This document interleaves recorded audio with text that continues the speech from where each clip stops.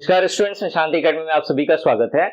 इस वीडियो में हम लोग दिल्ली यूनिवर्सिटी का जो असिस्टेंट रजिस्ट्रार का नोटिफिकेशन आया था, तो अब इसका डिटेल्ड क्या सिलेबस है।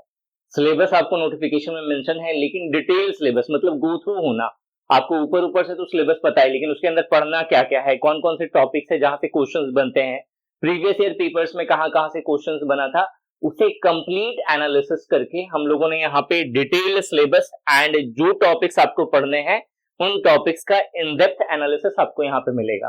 ठीक है, इस वीडियो में हम लोग वो सिलेबस तो देखेंगे ही, लेकिन अगर आप इसे खुद से रीड करना चाहते हैं तो मेरी साइट है nishanteacademy.in, ये मेरी ब्लॉग साइट है, और जो प्रीमियम कोर्सेज की साइट है वो है nishanteacademy.com। ठीक है, तो आपको करना क्या है, nishanteacademy.com साइट पे आपको जाना है।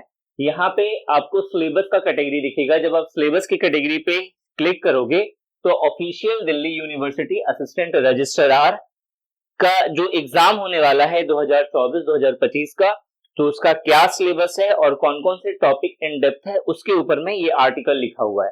ठीक है, अब आप नीचे स्क्रॉल करोगे तो यहाँ पे सबसे पहले आपको एक लिंक दिखेगा, get assistant registrar solve previous year question papers free.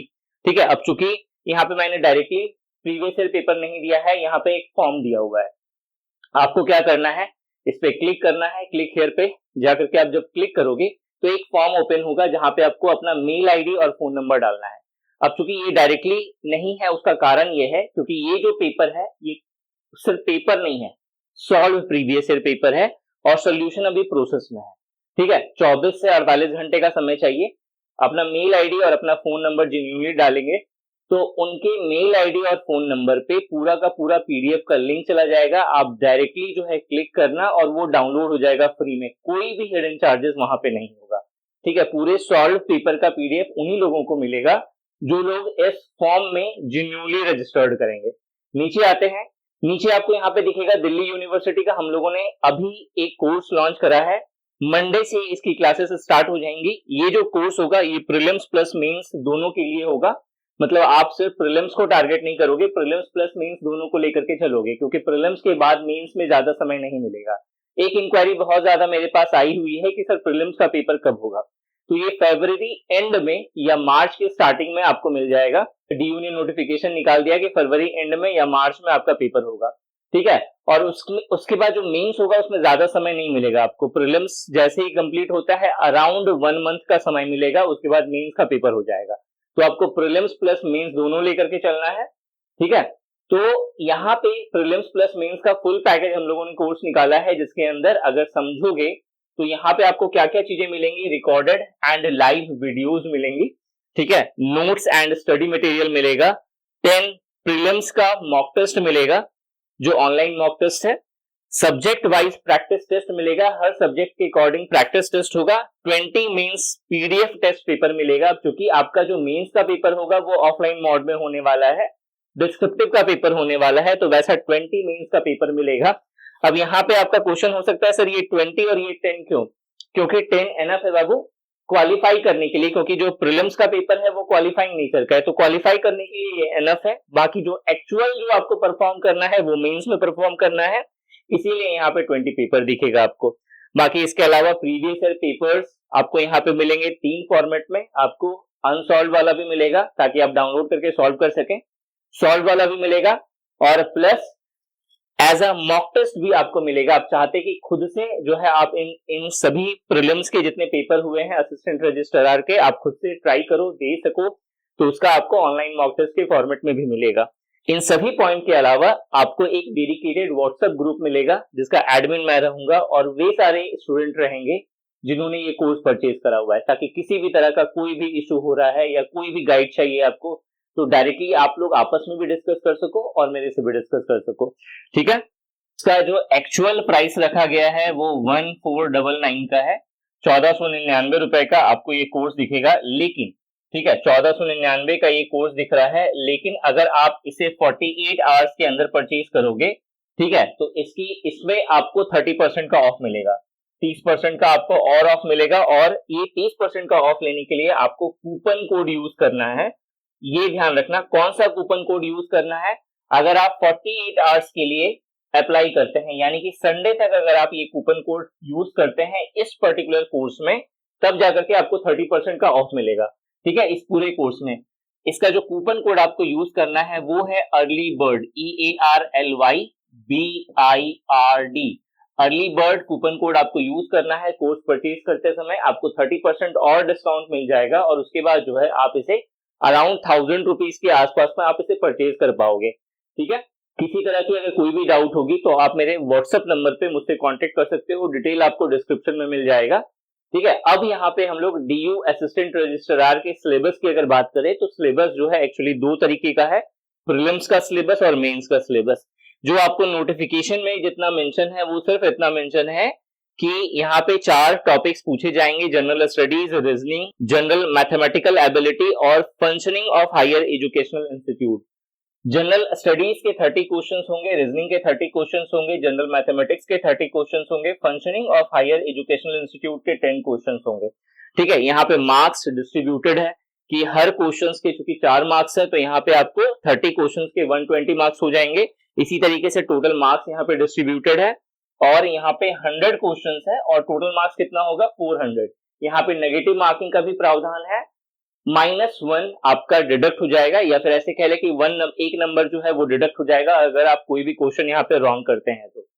Prelims का अगर आप इन डेप्थ सिलेबस देखोगे तो जनरल स्टडीज के अंदर जो आपको चीजें पढ़नी है वो है जनरल साइंस, करंट अफेयर्स जहां पे national and international current affairs होगा, history of India, Indian national movement, constitution of India, Indian polity, economy and geography. Reasoning की बात करें तो sitting arrangement, order and ranking, number system, number series, direction and distance, statement and conclusion, counting figure, analogy, blood relation, coding and decoding, classification, missing number, dice and cube, mirror and water image, ठीक है। ये reasoning का syllabus है। अब आप हो सकता है आपके मन में ये हो कि सर रीजनिंग का तो डिटेल सिलेबस नोटिफिकेशन में मेंशन नहीं है, तो आपने ये जो डिटेल्ड टॉपिक जो निकाला है, ये सारे जो टॉपिक्स निकाले हैं ये कहां से निकाले हैं?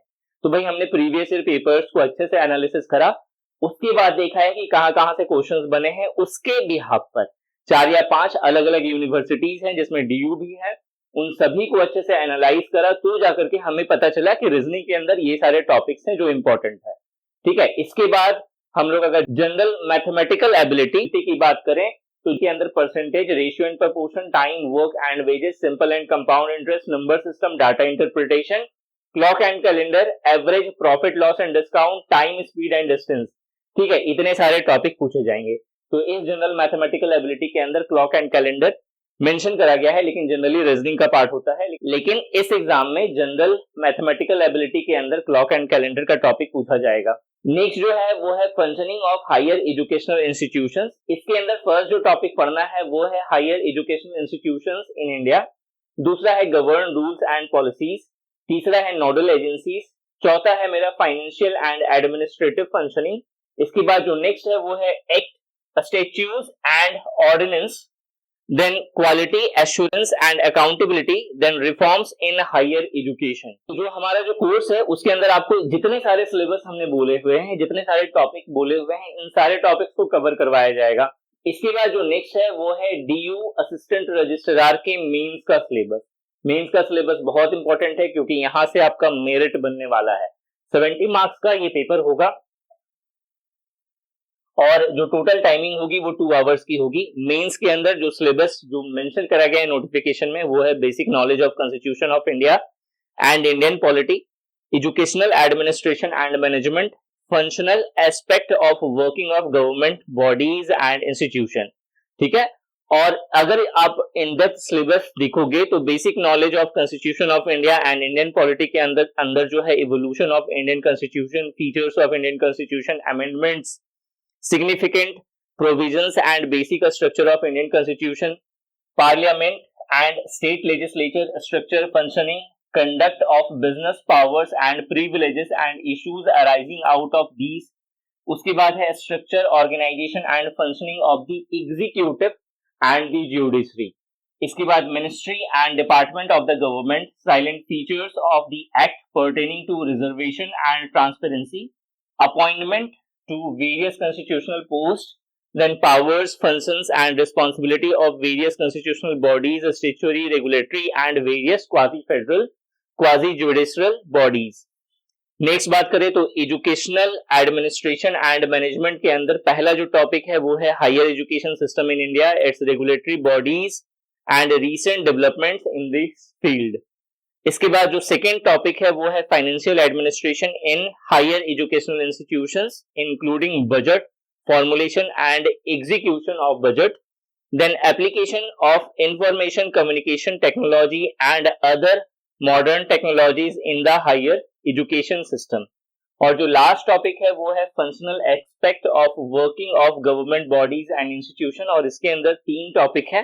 पहला है जनरल फाइनेंशियल रूल्स, दूसरा है प्रोक्यूरमेंट थ्रू जेम, और तीसरा है मेरा पेंशन एंड ग्रीवरेंस हैंडलिंग। हो सकता है कि आपको इसके अंदर भी नहीं समझ में आ रहा है कि भाई इसके अंदर और क्या चीज पढ़ना है। जैसे हिस्ट्री के अंदर आपको बोल दिया गया कि मुगल एम्पायर पढ़ना है, लेकिन मुगल एम्पायर के भी अंदर सब टॉपिक्स होते हैं, आपको सारे मुगल रूलर्स को नहीं पढ़ना होता है, मेन इंपॉर्टेंट रूलर्स को पढ़ना होता है। तो उसी तरीके से अगर यहाँ पे टॉपिक मेंशन है तो जरूरी नहीं है कि वो पूरा का पूरा टॉपिक इंपॉर्टेंट है, उसके अंदर सब टॉपिक्स होते हैं जो इंपॉर्टेंट होते हैं। आपको जो कोर्स दिया गया है उस कोर्स के अंदर एक मॉड्यूल क्लास अपलोड होगी, संडे इवनिंग तक ये अपलोड हो जाएगा, जो कि इंट्रोडक्शन क्लास होती है, जिसके अंदर मैं आपको पूरा डिटेल्ड में सिलेबस खोल के बताता हूँ। फ्री ऑफ कॉस्ट होगा। अगर आपको डिटेल्ड में सिलेबस जानना है कि मतलब इन टॉपिक्स के अंदर और क्या क्या चीजें पढ़नी है, तो भी जाकर के आप उस कोर्स के अंदर आपको डेमो वीडियो या फ्री वीडियो या इंट्रोडक्शन वीडियो के नाम से आपको एक वीडियो दिख जाएगी, जहां पे मैंने सारा कुछ जो भी मैं इस एग्जाम के सिलेबस में कवर करवाऊंगा प्रीलिम्स एंड मेंस के अंदर, ठीक है, वो सभी चीजें मैं वहां पे डिस्कस करूंगा। इस वीडियो में यही था। बाकी जितने भी प्रीवियस ईयर पेपर्स हो रखे हैं असिस्टेंट रजिस्ट्रार का, उसका सोल्यूशन मैं आपको इस यूट्यूब चैनल पे प्रोवाइड करूंगा, तो मेक श्योर कि आपने इस चैनल को सब्सक्राइब जरूर करा हो। इस वीडियो में यही था। Thanks for watching this video and wish you good luck for your paper.